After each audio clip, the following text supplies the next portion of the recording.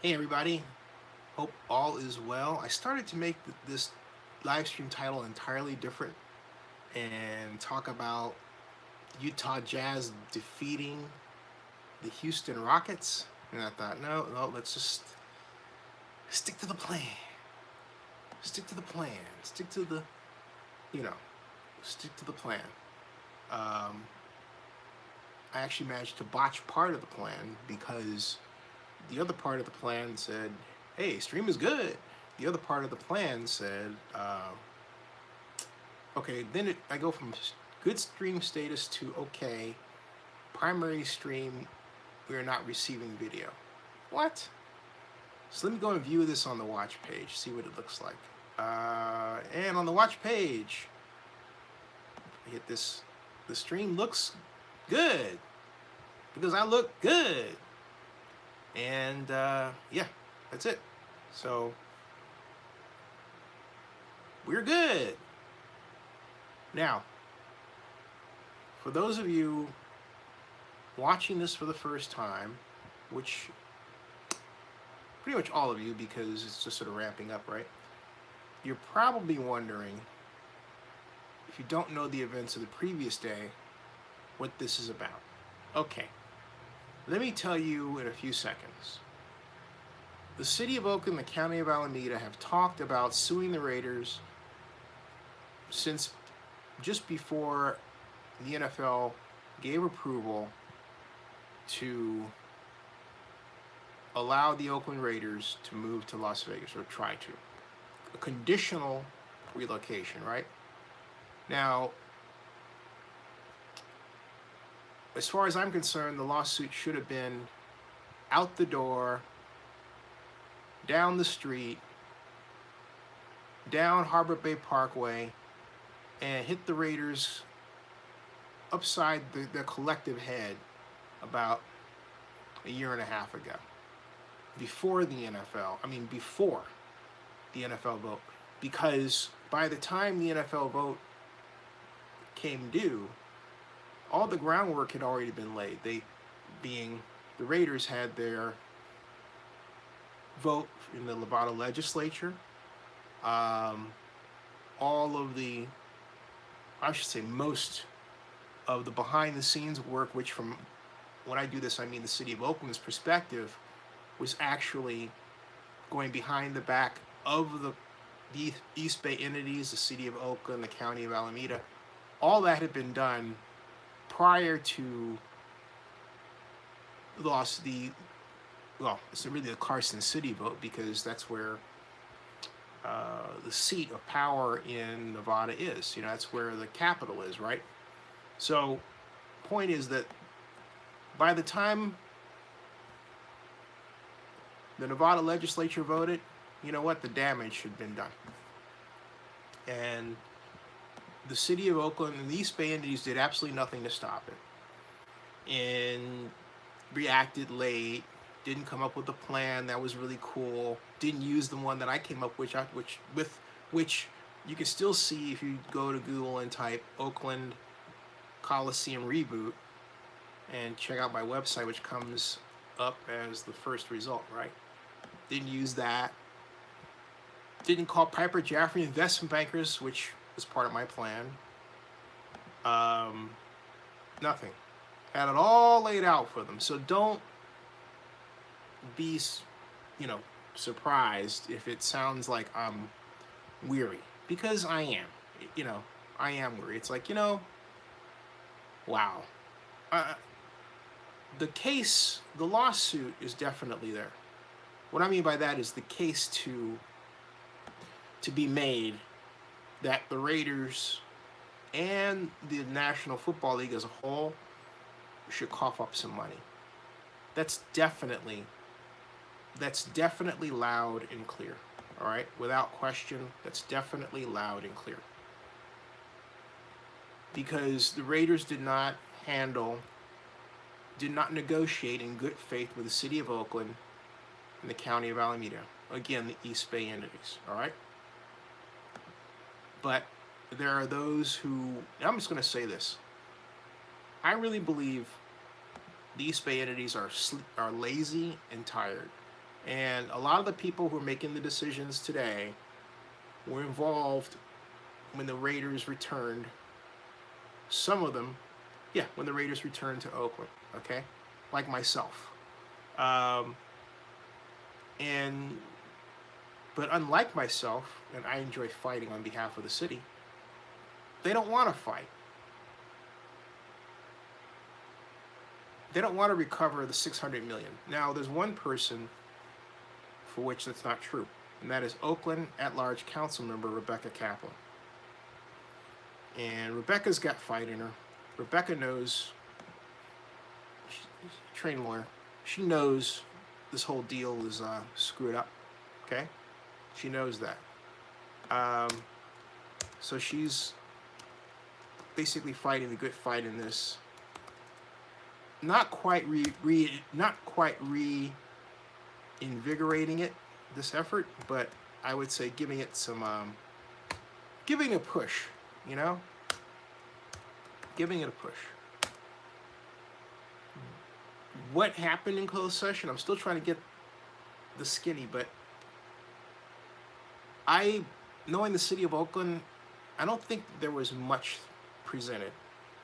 I believe the talks were preliminary, and the case was laid out and the argument was laid out.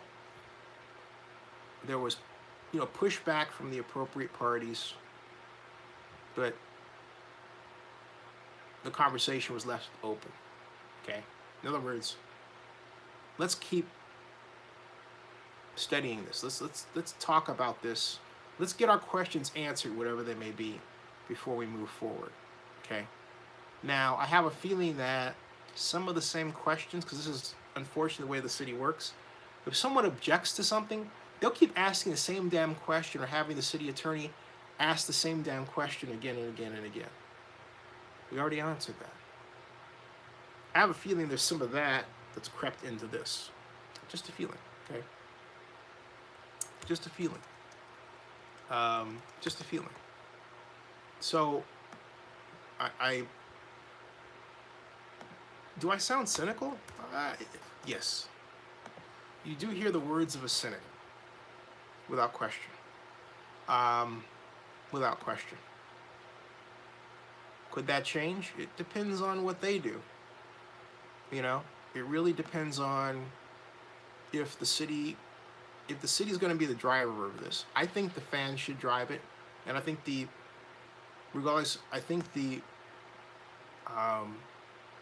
effort should be led by fans entirety. Private businesses, funneling cash and that sort of thing. I just don't believe at this juncture the city is appropriately, enthusiastic enough to be trusted. And that's a big problem. They just it's almost like they're just going through the political motions because it's television time, and it's like, oh, I can, hey, get some TV time for myself, all right? Hey, Barry Lee, hey, T. Cooper, the champ is in the building. But, hey, Coop, you know what I'm saying, man. You know what I'm saying, Tor. It just feels, and if an elected official involved believes that I'm wrong, hey, pick up the phone and say so. But it feels like an effort that's less than genuine. There's no focused task force. Do you realize that there's been no improvement in how we've done sports as economic development since the Raiders' decision? Libby's done zero to change things. And, she just likes to get her photo op, right? And I'm just being honest. I'm not saying this derisively. I love Libby. The fact, however, is that she has not handled this well, and when you handle something well and you make a mistake, you acknowledge a mistake, you fix it, move forward.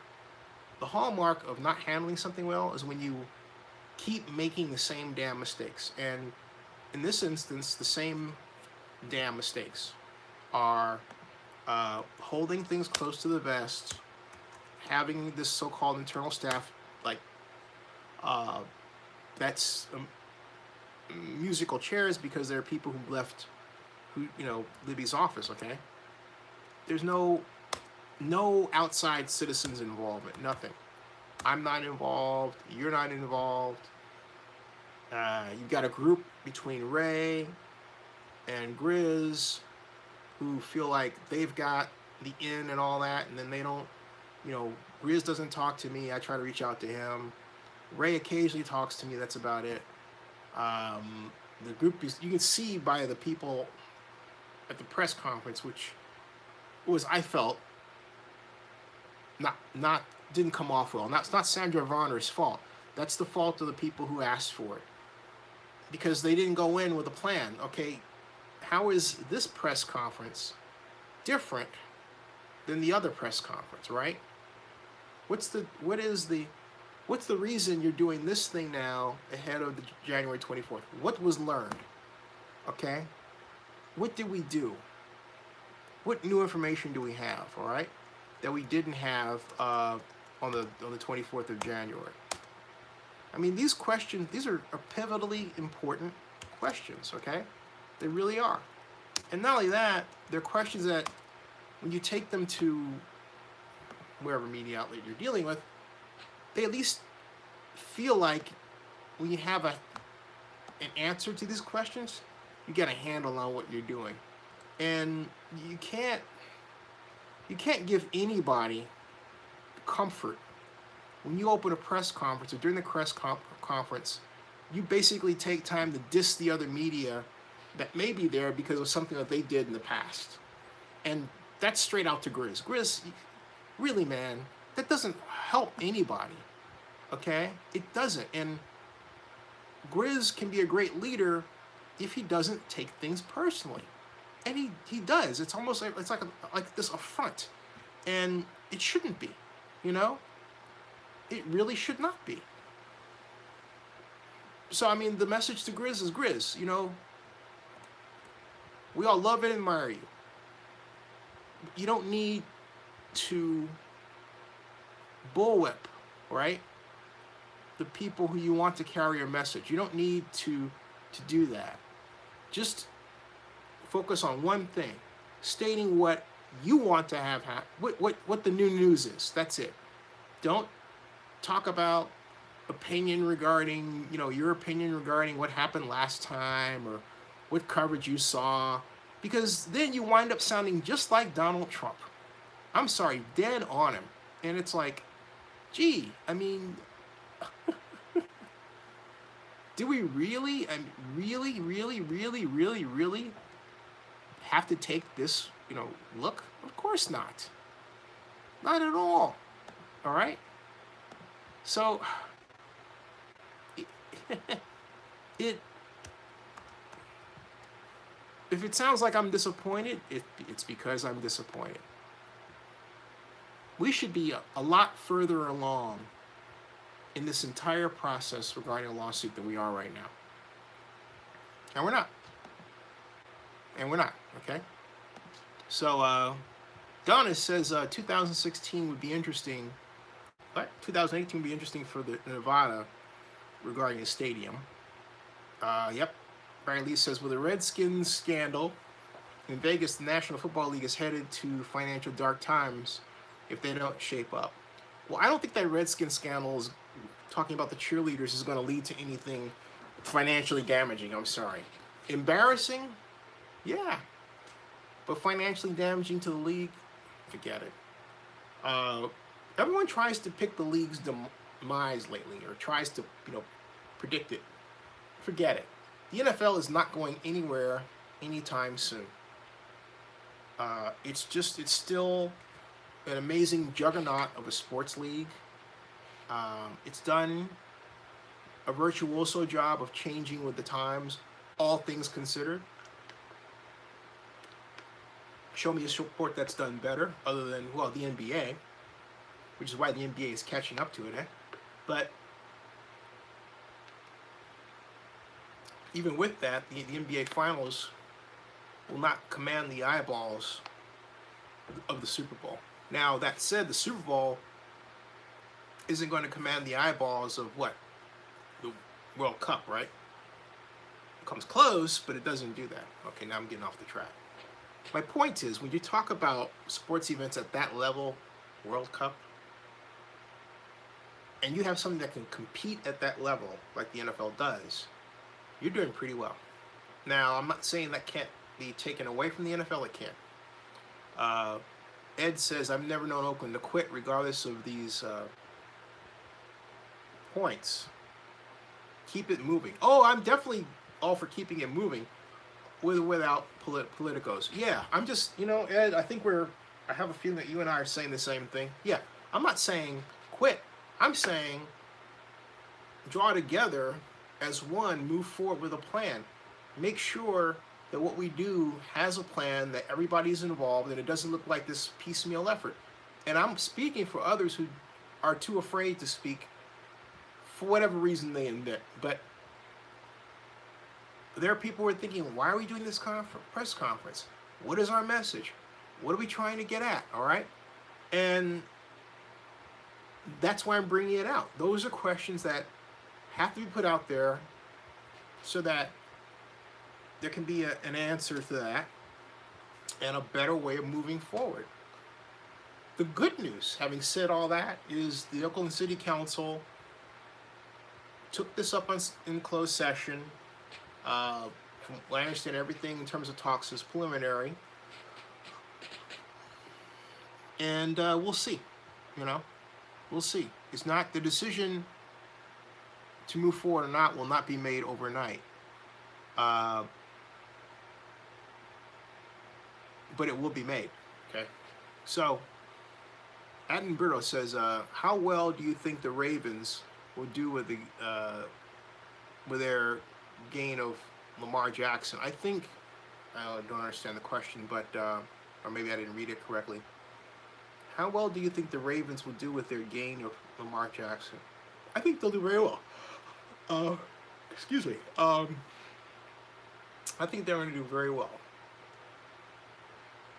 I'll go out on a limb and I'll say that I think that Lamar Jackson just might find himself the starter this year. And look for the Ravens to put in an exciting new, quasi-new offense. They always say there's nothing new in football, but there is something new with respect to team and time. If the Ravens have never used a kind of a read option, Auburn-style offense, then it's a new offense. Then it's new. Because you don't have a book on how they're going to use it, okay? That book isn't there, all right? Barry Lee says, I'm not saying the league is going to fail, talking about the lawsuit talk. I'm saying that they will face reality by the fans' reactions, example, lower ticket sales. And Barry, I still don't agree with that. This isn't enough to move the needle. It's not, it just isn't there. I think of the NFL this way. I always think of the NFL in terms of 18s. Where is the NFL every 18 years? Okay. Let's go back 18 years. This is 2018. Then we go back 2018, 2008, right? And then you take, all right, that's 2018, 2008, that's 10 years. You go back to the year 2000. Where was the NFL in the year 2000 in terms of popularity? It's pretty huge, okay?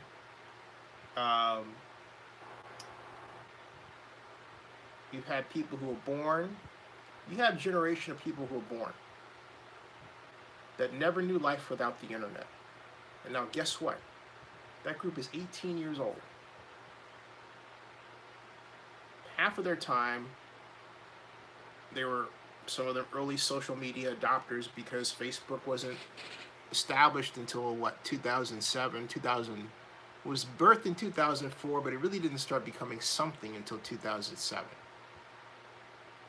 So now, at this point in time, this miraculous point in time, oh, you have the flowering of the internet generation. That's what I call it.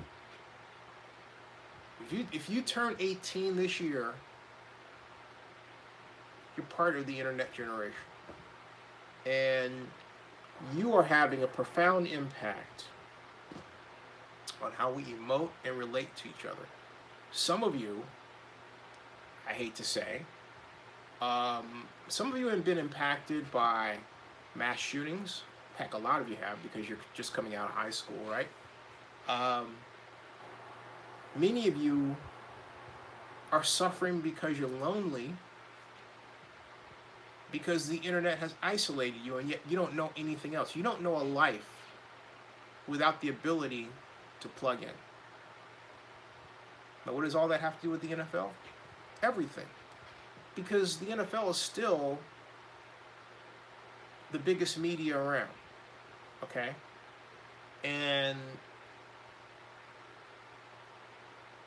however, that said, you may not have, heck, what am I talking about? It's a fair bet that you don't have a television set, because most people in your generation don't. You have a smartphone. And so the way you consume media is different, all right? But you can watch Twitter, and you can see Livestream, and now NFL Live is coming on. It's more accessible to you.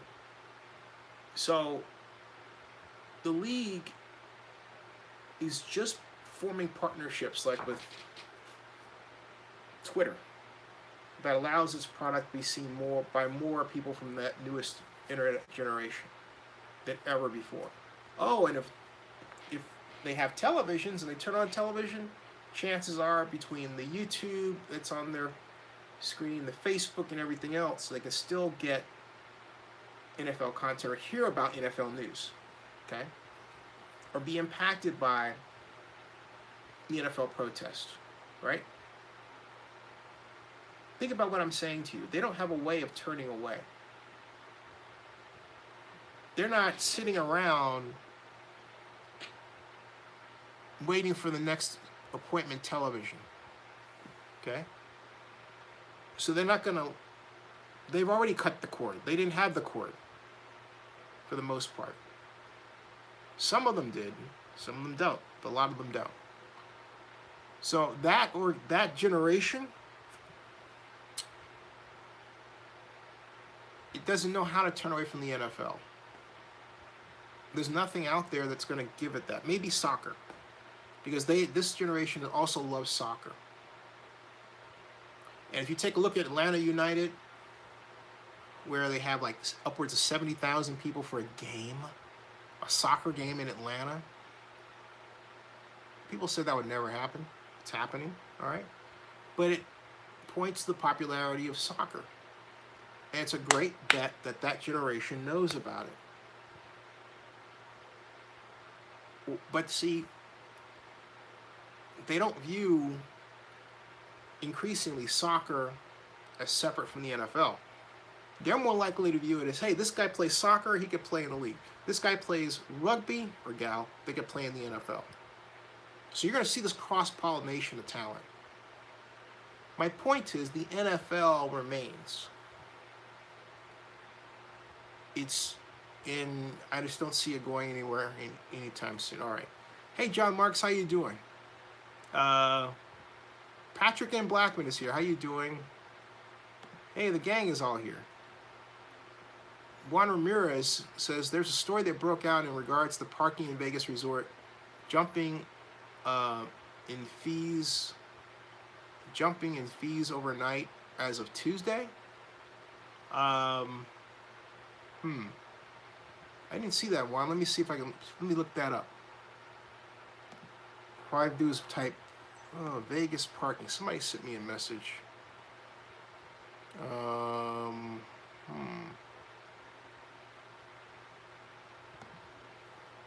Let's see. Vegas Raiders parking. Excuse me. It's been a long day. Let's see here. Okay. How about Las Vegas? How about just Raiders parking? All right, Raiders parking. Oh.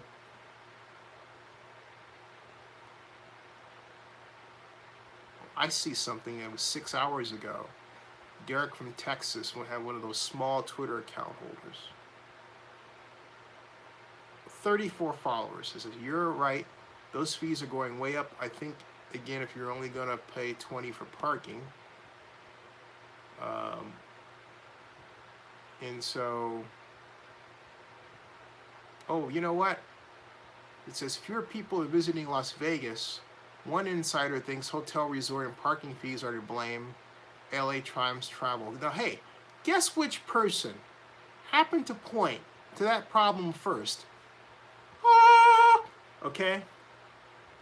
All right.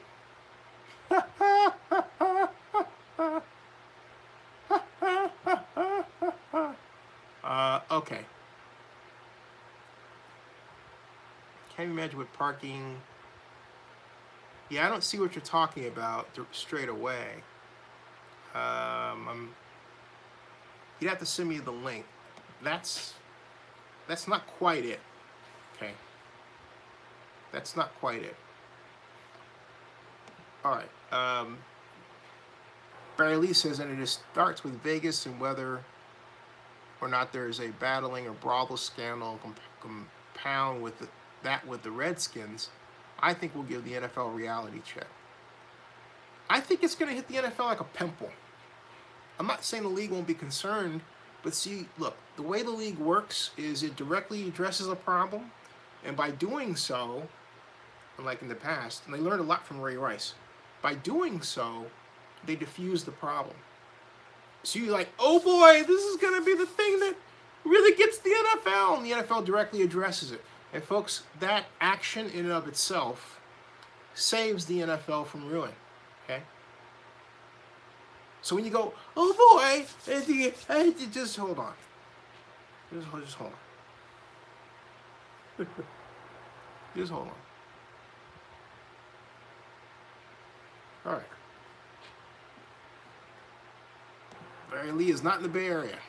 Are you? Now, let me continue to read some things here. John Marks wants the NFL to expand to 36 teams. I like the idea. Let's see here. I am looking for...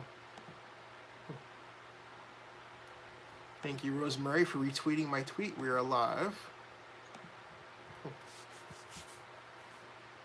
I have to admit, folks, one thing that's going on is that my days have started earlier because of my mom's needs. So by this time, I'm a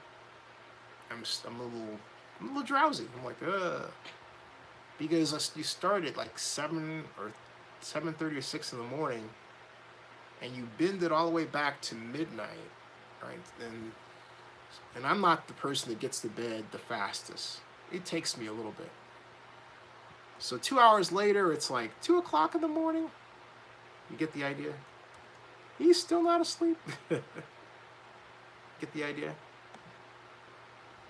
Now I am putting this on Facebook, these links. Let's see here.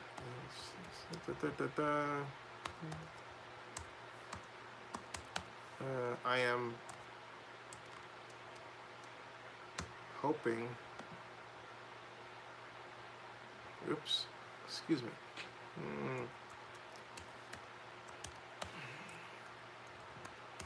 Okay. Oh boy.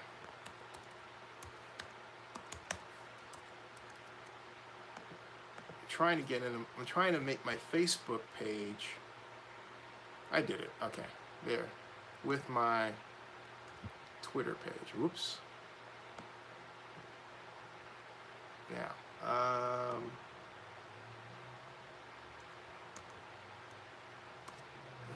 and then I'm tagging a lot of people like yourself.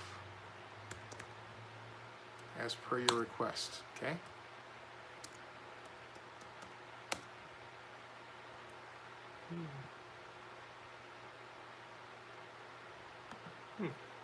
Okay. Sorry for the silence. I was typing something. All right. Now, getting back to your comments. John Mark says, I figure Mark Davis is going to Vegas. Well, he's building a stadium.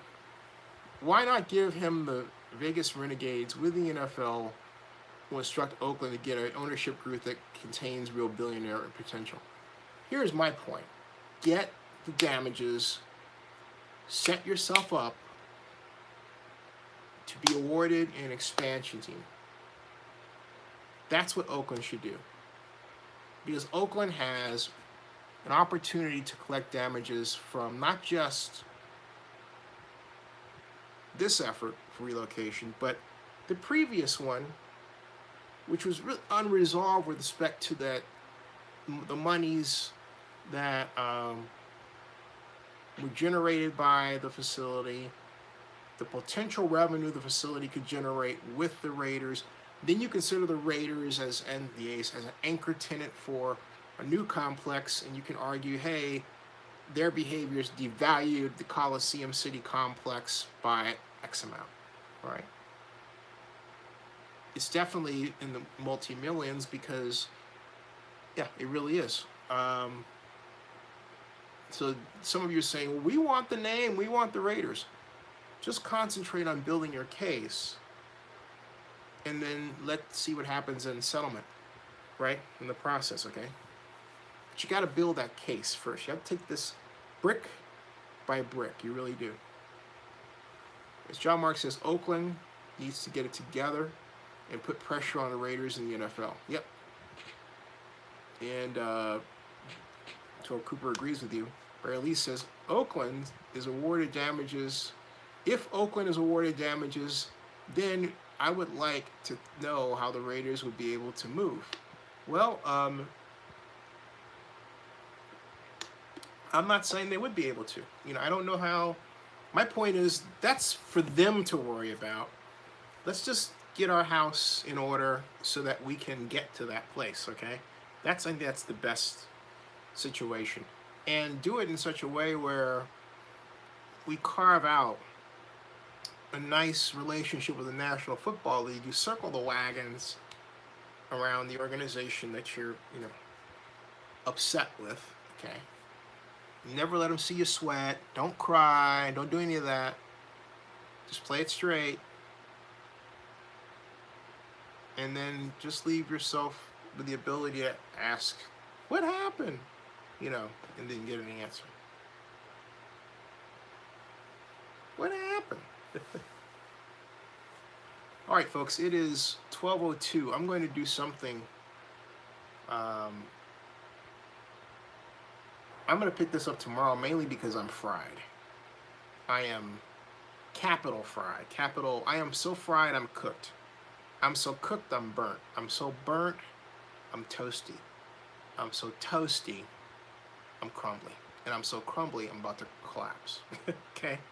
I am that tired.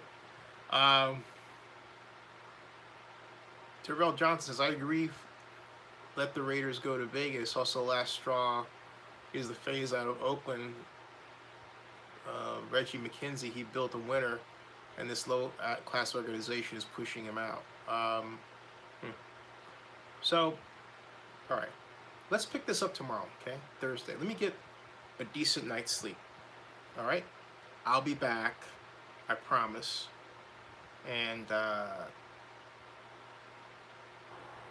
do me a favor. Make sure that when you go out, you type #Raiders. John Mark says, bet your last money it's all going to be a stone gas, honey. Watch horror films, keep America strong. I completely agree. All right. I'll be back tomorrow, folks. I really will. I hope you enjoyed my rant. Replay it. You can get the salient points and say, hey, Zenny said thank. Then he said that. Yeah, I did. All right. I'll return. Good night. See ya.